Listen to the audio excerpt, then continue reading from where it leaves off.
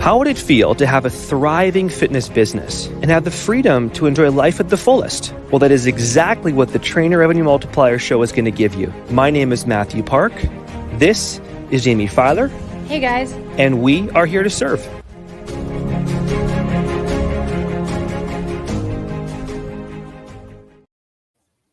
What is going on, everybody? Welcome to the Trainer Revenue Multiplier Podcast. As always, I'm your host, Jaime Filer, and I am joined today by Mr. Mastery himself, Alvin Brown. How are you? Jamie, I'm going to have to soon. I almost feel like I have to move over and make room for you because I don't know, man. You're coming up heavy. I can feel something on the back of my neck. Do you Jaime know Filer got me started this morning? It was reading your comment about the mastermind with the Biggie Smalls lyrics. Oh, yeah. I was curious how many people would appreciate it and recognize you got it. You got it. You got it. Exactly. Yeah. I left it hanging. I left it hanging. I mean, wrong audience, but I see where your head was at. Oh yeah, okay. I left it too, so that's good. All right, I see. Now I see you even more. All right, I got you. Yeah. Anyway, Alvin. Yeah. So we bring you on for pretty much any and every podcast that has to do with mindset. Love it. Because you're the authority on it. That's your silo. That's your niche. I love mine. Right? That's my jam. I love it. Yeah, for sure. So let's talk about imposter syndrome, and I want to almost dive deeper, even more specifically, the fitness industry and imposter syndrome, personal trainers and imposter syndrome, and then obviously, and most importantly, social media and imposter syndrome. So where would you like to begin? I'd like to begin with a poem. I want to see if I can remember it off the top of my head, but I made my kids, and my kids are older now, but I made them memorize this poem, and a lot of you may know it, and Jamie, I know you may know this one too. It's by Marianne Williamson, Our Deepest Fear. Yeah. And it goes, our deepest fear is not that we're inadequate. Our deepest fear is that we're powerful beyond measure. Yeah. It's not our darkness that most frightens us, it's our light. And you ask yourself, who are you to be gorgeous, talented, and fabulous? She said, who are you not to be? You're a child of God. And there's no use playing small so that other people around you won't feel insecure. And greatness is not just in some of us, it's in everyone, because we're all made a model of the creator. And, and when you're liberated from your own fear, your presence automatically liberates others. So I thought, that's kind of where I resonated with that poem, because it is, when you think about it, I don't know if we're all afraid of failure. I think sometimes we're afraid of success, because with great power comes great responsibility. Bottom line. Sure. Because playing a small game, there's no risk in a small game. There's no risk. And when it's somebody else's dream that you're helping, if something goes wrong, you can always put it on them, and we'll always get more terror. We'll always feel more anxiety when we're doing something that's closest to us too. Because we can fake the funk for a little while and get away with it. But the minute Jamie puts it out there and it's something that's Jamie's signature, it's going to be more fearful, because you're naked now you're vulnerable, and that's what human beings don't like by nature. And if you go down to neuroscience, being vulnerable leaves you vulnerable to death, leaves you exposed to harm in mentally, spiritually, emotionally. So we back up when it comes time to really live our dreams and live our passions. So, when you look at imposter syndrome, and imposter syndrome is defined as whenever you level up, you start to think people are going to figure you out, that you don't even belong here, right? Yeah. And I think sometimes this pays into the concept of patience, having patience and being okay with where you are right now. Yeah. Because where you are right now, if you're out there working and grinding, where you are right now is exactly where you should be. You shouldn't be any higher, shouldn't be any lower. It's exactly where you should be if you're honestly giving every day an honest try, an honest go. Yeah. The ends have justified the means. Yeah. In a good way, though. Yeah. And you'll get there you will get wherever it is you want to go at the highest level when you allow yourself to nurture to that person who belongs there. Yeah. who don't rush it. Enjoy every moment, enjoy every lesson, enjoy every challenge. Just don't, as something I always say on my podcast, don't get through it, get from it. Right? Do you want to expand on that a little bit? Yeah. Life is filled with lessons. It's filled with challenges every day. No one's immune to this. I don't care if you're rich, poor, beautiful, not. You're getting challenged. Yeah. So, but in every challenge, Jamie, as you know, if you think back at your past, yeah, everything made you who you are today. The Jamie we see, the brave, the courageous Jamie, the vulnerable Jamie that we see online, that took a lot to get here. And a lot of learning from your challenges, a lot of learning from the things that made you almost want to quit and you didn't. And now here you are, right? Evolving, ever growing, and ever putting yourself out there and becoming even more aligned. And now you're having fun in your career and your life. And I mean, it's really you. So, yeah. So I want to go back because I think in order to understand and move forward, we have to go back. Let's talk creation. Let's talk biblical Genesis, right? You mentioned being naked, right? Adam and Eve walking around the Garden of Eden, just super naked until she ate from the apple, got the knowledge that they were naked, and then they started hiding from the Creator. Right? Yep. Children, Alvin, you have them. They run around naked until someone says, "Wait a second, you are not supposed to be exposed. We're supposed to hide what it is that you truly are." And of course, I'm not encouraging nudist colonies anywhere and everywhere. It does go back to somebody telling us that being everything, taking up space, is okay. Yeah, exactly. And I talk about in our talks that we did at the mastermind this past weekend. I talked about this idea of generational wounds and how if my great had some abuse of some kind or something, they can't help but to protect the next generation. They teach them don't do this or don't do that. Right. And then that next generation, not even knowing why or any validity to that message, will carry it forward. Yeah. And then they carry it forward. So I'm a result of every other. So this is why I love this idea of challenging your belief systems. Right. And I gave a story about the lady with the pot roast. And you know that one, right? Yeah. So the lady with the pot roast, she's making the pot roast on a Sunday, and her partner looks at her and goes, "Why? I'm watching you. Why do you cut the end off the pot roast?" She said, "Well, that's how we do it here in my family. This is how we cut the end off the pot roast. We don't eat the ends. Who eats the ends?" He goes, "Oh, that's strange because we ate the ends." And okay, well, she said, "Let me go ask my mom." So I asked mom, and she said, "Well, I don't know. That's just how we do it in this family." So luckily, great grandma was alive, and they said, "Okay, great grandma, why do you guys cut the ends off the pot roast?" She said, "I don't know why, but all I know is my mother's oven was too small, and we just cut the ends off the pot roast." There it is. So again, passed it on. They don't know why, but they just adopted. That's not how we do it here. Yep. So how many of us are saying that in your life, your business, that's not how we do it here? Just how we, yeah. Right. And it's so interesting because I see this with a lot of my clients when they don't think they're deserving of success. Yeah. And I say, well, who are some people you look up to? And my parents, I had some teachers. And I said, okay, great. I just, out of curiosity, super sensitive question, but are your parents millionaires? They'll say no. And I said, okay, was that teacher who told you what you were or were not supposed to be?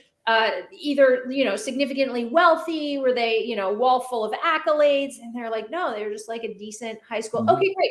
Why are we taking their advice again? Right, exactly. Remind me again why you're listening to your parents who don't have the body you want to have, who don't have the wealth you want to have, you didn't grow up the way you would want your kids to grow up. So, and Jamie, to tie that in too, you're 100% right. To tie that in, how about this? You watch where we're all lucky if we come to parents who are well balanced and developed, but imagine in a household where the parents didn't really love each other, or they just got through because you're supposed to do that for better or for worse, or The death doeth part. So some people actually hang around till they want to kill themselves, kill each other. And it's just dysfunctional. But then the person watching it, the mirror neurons, they're watching this. This is the way I run a relationship. I stay in it, regardless if it's working or not. I just stay in, and we become friends who are just roommates and go by. So that's the way we've been taught, not this respect and love and support each other and all that kind of thing, the real deal. So yeah, it can be completely learned, and we have to check ourselves. Yeah. So going back to beliefs for a second, because in conversing with you, there is an inherent irony in imposter syndrome. If you truly didn't believe that you should be where you are, and you're now an imposter at that level, there must have been a small inkling that you could have gotten there all along, or you wouldn't have even tried. Because it's not always a matter of, I was in the right place at the right time. No, there must have been a certain amount of work that you believed you could achieve. And now that you're there, you don't think you should. Do you see what? I see what you mean, and it takes me back to our deepest fear. It's not that we're inadequate. Our deepest fear, we're powerful beyond measure. So we know that. We're powerful, and it's scary. Just think about this, Jamie. Jamie, just think about this. I often think about this. I said, what if I got everything I wanted? And there was no limits. Yeah, it's scary. First of all, it's scary because I'm vulnerable. I'll be exposed because with great power comes great responsibility. Some people, I was actually watching Dave Chappelle being interviewed by David Letterman. Okay. Yeah. And Dave Chappelle says he struggles with anxiety because he says, although people see him as this brash, speak his mind kind of guy who goes out on the limb, he says, actually, I'm not. I have to think about all the people I might be hurting with this joke. I do a lot of work, he says, on myself to get myself to be that guy. And he admitted that. So you see, so he says, and he had a great quote. I was going to write it down. And he was talking about this idea of being a celebrity, how you have to sell yourself, basically, if you want to be a huge celeb. You have to sell part of who you are to become that. So it does come, getting everything you want too quickly, especially, may not be exactly it. Yeah. I love that you brought up the fact that you said he was working on it or working through it, right? So many people, they just let it, they don't do anything about it. There's no journaling, there's no meditation, there's no therapy. Yeah. So I guess now we're at the point in the podcast where people have identified they've identified it within themselves. Their deepest fear is a fear of success and adequacy versus inadequacy and failure. How do we heal these generational wounds? How do we realize we are where we deserve to be? Yeah, well, you kind of led into it where, again, the idea when I said we shouldn't get through it, we should get from it. And I'm a big believer in that, because we're getting from it means I'm going home and I'm being a student, meaning I am journaling. I download my day every day, and I write like crazy. I've got paper on my desk right now that are little script notes that, see, for me, Jamie, being in the business that I'm in, therapy for the last 30 years and working with people on a deep level, because, when they're relaxed and when you're working on somebody and they've let go of the curtain, the veil, and they're relieved, I study people, and I learned so much from everyone's journey, and because in everyone is us. The reason why you can empathize with different shows and movies, and it's because there's a piece of us in everyone. Sure. And we just keep it down or out or whatever it might be. Yes. So we know everyone. So for years I've been studying people just on a mental. Everything they tell me, I write it down and I introspect on it. So I think the answer to your question is you must engage in some kind of reflection. Okay. In order to find, because we get tests all the time. In this 24 hours that we're experiencing today, there's been a bunch of tests that you have had, already today if you stopped and then, oh man, that person cut me off. Why did I get upset? Or why does this bother me? Or why does that person push my buttons? Or why? Those are all lessons for you to, and they'll always show up until you learn why they're showing up. Yeah. These people, that person, that partner that you have that shows up in your life that has a different name but acts like the same partner that you had before. And why do I keep finding these people? Well, they're trying to teach you about that part of you. Yeah. All right. And if you're not going to learn, again, we'll keep showing up. Isn't that crazy? We'll keep showing up. Yeah. You know, we've all known those people who, God, again, another one like that. Where do you find these people? Like, you know, right. They're finding me because they're trying to teach me. So, yeah. So, Jamie, we in order to get over the imposter, we have to dissect our truth. Yeah. You know, do I belong here? Well, yeah, I do. I do belong here. Why do they have me here? Well, because the numbers are right. I'm doing a great job. You know, no one hires you. There's nowhere on this planet that if you're not bringing value in some way, there's no way someone's going to pay you, keep you, or you're going to stay in that same place. There's no way. So you're bringing value. Okay. I love that. I love that suggestion. Learn from your tests. Download your day. Yeah. I love that phrase. And I'm a big one on this one too, Jamie, before we go on is meditation. Meditation. And a lot of people say, I don't know how to meditate. You know, a lot of people actually don't want to even be quiet. I know someone who they don't want to be quiet because they don't want to hear the voices. You know, the little voice. That's how you know you got to listen harder. Yeah. And face them and look them up, face them. Yeah. Because they're trying to tell you things. But a lot of people don't want to face it because of the pain that may be contained in it. Yep. But I think meditation gives me an opportunity to take a 40,000-foot view of how I'm acting. I can actually see myself being an ass. I can actually see myself, you know, interacting.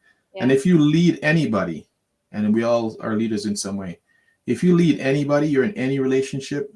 Yeah. Like you and Katie, if you're not able to see how you're being a jerk in this moment because maybe you're tired, maybe you're stressed, and you're not able to see it, it can go off the rails. Yeah. But if you're somehow able to catch yourself, you know what, that's on me. That's on me. It's I can see myself. You didn't really say anything. It's just something I was thinking about triggered me, and it looked like, and I tagged itself to something else, and now I'm in this mood, and you take the brunt of it. Yep. You know what I mean? So yeah, if you're a leader, you know, any relationship, you need to be mindful. Yep, I agree. And I think, you know, for those people who struggle with meditation, a good start might be a guided meditation. Yeah. At least in my experience. Tons here. Yeah. Right. Because then you're listening to a voice, but they make you think about what it is you're listening to. Yeah. And just be quiet. Yeah. Yes. So one of my suggestions, and it's interesting because I only made the connection right now.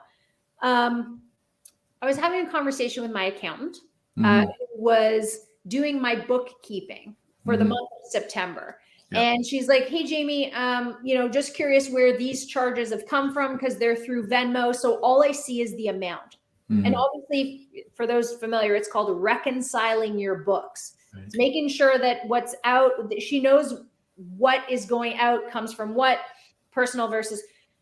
If you're struggling with why you are where you are, reconcile your books. Nice. See where you've been making deposits and withdrawals. Identify them, label them. That $25, Kelly, was for a day pass for a gym.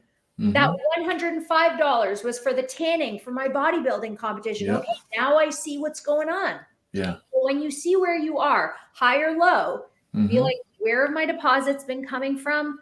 Where have my withdrawals been coming from? Now I'm at zero. Everything makes sense.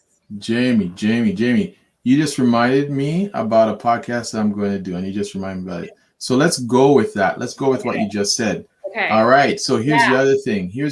If you're in debt, spiritual, emotional, mental debt, and you reconcile and you start to look, where is the leak in my funds? Okay, so I'm seeing this, right? I'm hanging out with this person and they're withdrawing. They're not depositing. Yeah. Okay. Every time I'm with them, there's a withdrawal. Okay. I reconcile my books, and geez, the end of the month again, I'm depleted in my bank account, in my spiritual account. Why? Okay. And I look at my, oh, geez. Wow. 28 days I was around this person withdrawing from my account. Yeah. Right. Yeah. Or what did I have a great month? Wow. This has been an amazing month, man. My entire spirits have changed. I feel so good this month. What happened? And I looked, oh, geez, Jamie was there depositing in my account. She sent me a deposit every month. And I go, I gotta keep doing more of that. Yeah. Right? You know, so if you're not doing that reconciling, you're depleted and you're wondering why. I love that. I love that analogy. Yeah. So in order to not feel like you don't deserve, in order to feel like you should be where you are, making sure you're getting the right deposits, but also it goes back to downloading your day, right? Yeah. So our accountants reconcile our books at the end of each month. Yeah. For now, right, until you're at an Alvin Brown spiritual level, do reconcile your books daily. See how you feel. Are you going to bed with a frown, with some anxiety, not knowing what you're feeling? Or are you going to bed like you're on top of the world, can't wait for tomorrow? And Jamie, you're 100% right. If you're in financial debt, wouldn't it make sense to do your auditing 3 times a day? Oh my God, yeah. Right? If it depends on how fast, how passionate you are about getting there. Yeah. Then I would deposit more frequently. I'd do reconciliation more frequently. So to continue with this monetary theme, but it makes sense. Trainer revenue multiplier. Alvin, I don't know about your parents, and I also forget how old you are. It doesn't matter. My mom, every time she'd write a check, she'd then go to her check, like the end of her checkbook, and say, Jaime Filer 150. So not even, however many times per day, but literally anytime there was a deposit or a withdrawal, it would go manually written in the back of her checkbook. And tell me how financially fit your mom is. Oh my God, like I can't even, I wish I could be at my mom's level. Now, Jamie, oh man, this is sweet. This is sweet. Now, Jamie, how many people go, the month, where did my money go this month? I don't even know where my money went. Enough of them. Yeah. Right. Enough of them. I don't even know where did the time go. Even time. Oh my audit. God. Even worse with time. Right? Time audit. Time and money are linked, by the way. So those who waste time end up wasting money too. But anyways, can you imagine then those people who go, boy, I don't know where the time went, and I don't know where my money went. Because it's the end of the month already, and I'm behind on my bills because I don't know. There's no auditing going on. Yeah. Same as your emotions. Right. Jeez, I don't know why I'm in the dumps. Well, let's look at what you thought about the first thing you woke up. Yeah. Right? Audit yourself. What did I think about the first thing I woke up? Was my phone beside me triggering my thought? Did I watch the news? Did I put it on? What was my first thing I did in the morning to prime myself for the day? Yeah. And what did I do at night before I went to bed, which is when the subconscious is most open for suggestion. So audit your day. I mean, that's what I mean. This, Jamie, signifies why I say don't get through it, get from it. Yeah. And when you're getting from, if you challenge me, Jamie, if I left this conversation, I'm challenged, I want to ask why. What in Jamie is in me that I recognize, or what is she pointing out in me that there's a hole and she's obviously found it? Yep. Why? And then I can deal with it, and somehow, instead of always blaming Jamie. No, Jamie's just being Jamie. Mirror. Yeah. I got to be me. Alvin. Yes, go ahead. That is it. That's it. We need a part 2. Clearly, I feel like we didn't even, but we did. Yeah. Anyway, thank you for depositing.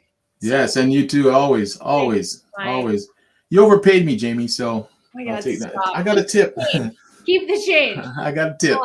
Guys, thank you so much for listening. Hope you enjoyed this podcast. If you didn't feel challenged, Yeah. Reconcile your books. Yes. Please make sure you subscribe, like, rate, share this podcast so that we move up the algorithm, continue to inspire more people. Make sure you go to our Facebook and Instagram pages. Please like us there at Trainer Revenue Multiplier. Alvin, where can they find you? Well, they can find me, one, with Trainer Revenue Multiplier, because I'm excited to be a part of this community where we help trainers, not only in their business, but in this kind of thing, this mindset, their lifestyle, because we end up being the bottleneck of our businesses. Our business won't grow any farther. And Jamie, I've heard you say this.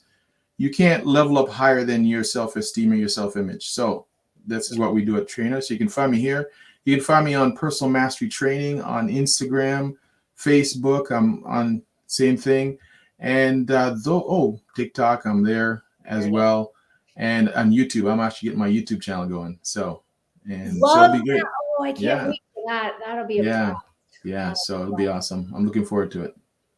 Awesome, Alvin. Well, thank you again so much for today. I appreciate it. Thanks to those listening, and we'll see you next episode. All right. Peace and love, everybody.